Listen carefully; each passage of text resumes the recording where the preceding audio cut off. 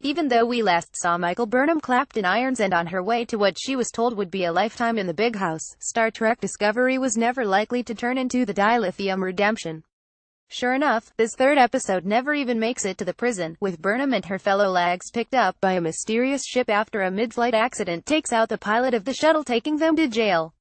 And which ship is it? None other than the USS Discovery, finally making its bow in the third episode of the show named after it. It doesn't seem a happy place, either, and after last week's trigger-happy pilot, this incarnation of Trek might feel too Battlestar Galactica for purists. It even shares a key cast member, with Rekha Sharma, President Rosalind Zaid and BG showing up as the Discovery's head of security. They'd be missing out on a lot, though this episode has to do a lot of heavy lifting in establishing a whole new ship and crew, and the writing is such that you can barely feel the strain. Not a small achievement, since as well as introducing us to our new Starfleet buddies, this episode takes in mysterious scientific research, an irritatingly chatty roommate, incomprehensible echnobabble about organic propulsion methods, some John Carpenter-esque twisted corpses, and a monster seemingly cobbled together from what was left of that thing on Han Solo's ship in The Force Awakens. That's a lot to get through in 48 or so minutes, so it's to the writer's credit that Context is for Kings remains even half-as coherent as it is. Keeping the focus on Burnham is clever, and cynic where Martin Grain steps up, maintaining her steeliness and detachment but ably conveying the guilt she feels for the 8,000 deaths in last week's battle that she was largely responsible for. Saru, Doug John as lanky fishman who was last week's comic relief, is on the Discovery as its first officer and chief knife twister, casually telling Burnham he plans to protect his captain better than Burnham did. Poor Captain Georgiou. Ah yes, the captain. Jason Isaacs is as dependable a pro as they come, and his captain Lorca looks like being this show's central mystery. What is he up to? It's pretty clear from his first meeting with Burnham, where he is introduced in darkness, gazing out into space, that her presence on the ship isn't an accident, and it turns out the kind of decision-making that got Burnham into trouble is exactly why he wants her on his crew. The legality of this isn't exactly clear. Even in wartime, can a convicted mutineer be busted out of custody just because a passing officer likes the cut of her jib? Unless Starfleet has the internal discipline of the Keystone Cops, it'd seem unlikely, but no matter.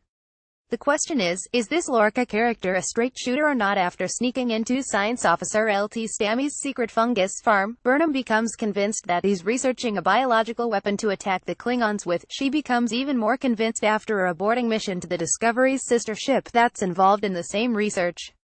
It's gone dark, and Burnham, Stamets and a hilariously expendable red shirt discover a succession of gruesomely twisted bodies.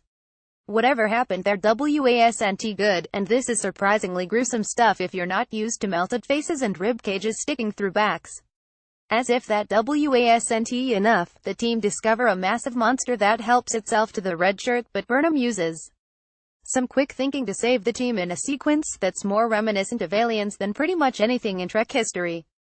Convinced that Lorca is working on a weapon, Burnham confronts him, and this is where the acronymically challenged STD goes into some unexpected territory.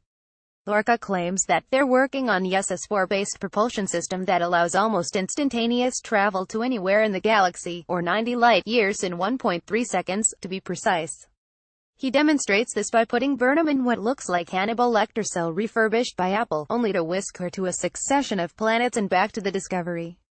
It's not clear how all this works. Does Burnham really travel to these places, or is it a form of astral projection? If we're still a decade before Kirk and Spock, how come Scotty wasn't howling about the spores rather than the warp drive? How exactly does plant life let you jump around the universe, and what happened on the other ship? Where did the monster come from? We may not know where it came from, but we know where it ends up. Just as Lorca convinces Burnham that all his research is above-boardish, we close up the episode with the reveal that he's transported this monster from the destroyed ship to his very own personal menagerie. We've had iffy captains on Trek many times before, but I'm pretty sure this is the first time we've seen one build a sinister bond with a slavering beast the size of a jeep. Whatever else we find out about Lorca, he's not told Burnham everything, although does have a pet tribble in his office, so he can't be all bad. More about Star Trek Discovery reuse content.